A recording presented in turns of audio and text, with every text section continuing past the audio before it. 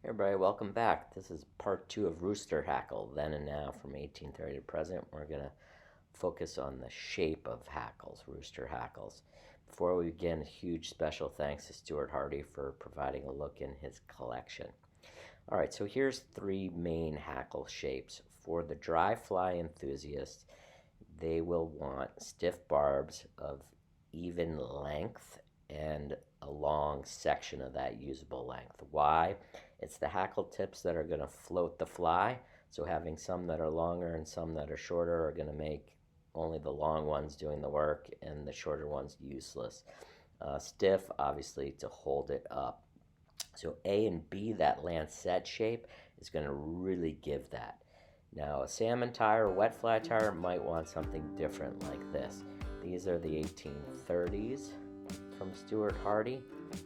You can see they're a little less lancet.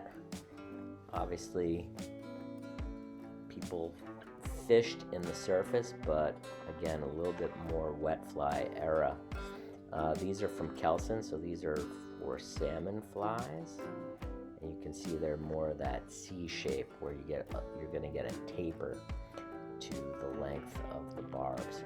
These are probably dry fly hackles, and we're getting a little bit more lancet here from that, mid to late 1800s period. Really beautiful stuff. You can see almost no webbiness. I mean, look at that. These are really, really nice hackles. They're not super long, but short and stiff. Here's some from Halford, and you can see again a little bit lancet, almost no web, really beautiful. These are from the 30s and 40s. Look at that, almost no web, stiff, even length, lancet shaped hackles. Here we go, the 50s. Look at that, it gets a little webbier, a little rounder. Stuart was telling me that the quality seemed to have declined a little bit in that period. And now we're going to jump to the 70s. This is from Jonathan Antunez's collection. Thank you, Jonathan. And we don't know the breeder, but these look like they could fit both realms, both dry fly and maybe the wet fly, salmon fly angler. Here's from my collection a section of many different types of stuff currently available. These are modern Indian and Chinese. Pretty good shape. Lancet. The barb count's a little low per wrap. These are Limousin hackles from France. Look at that lancet shape. That's perfect. That's like an A. Top quality. They're not really long, but really, really top quality. Here's Gallo de Leon, the neck feathers. Cuello. This is more like a B. B go to C, but good for wet flies. Let's look at the modern genetics here.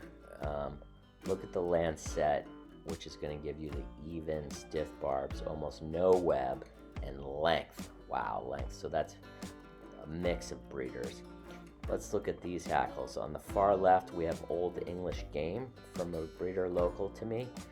The second one from the left is Whiting 4B. The third is Kerby. He's in Michigan, small breeder. And then an English Bantam from Magpie Materials. But you can see number 1 and number 3, beautiful lancet, not much web, great. The other is more wet fly. Bonus here from Stuart. This is called a kneecap hackle. Kelson, unbelievable, all right? Subscribe and like if you're enjoying it, and thank you very much.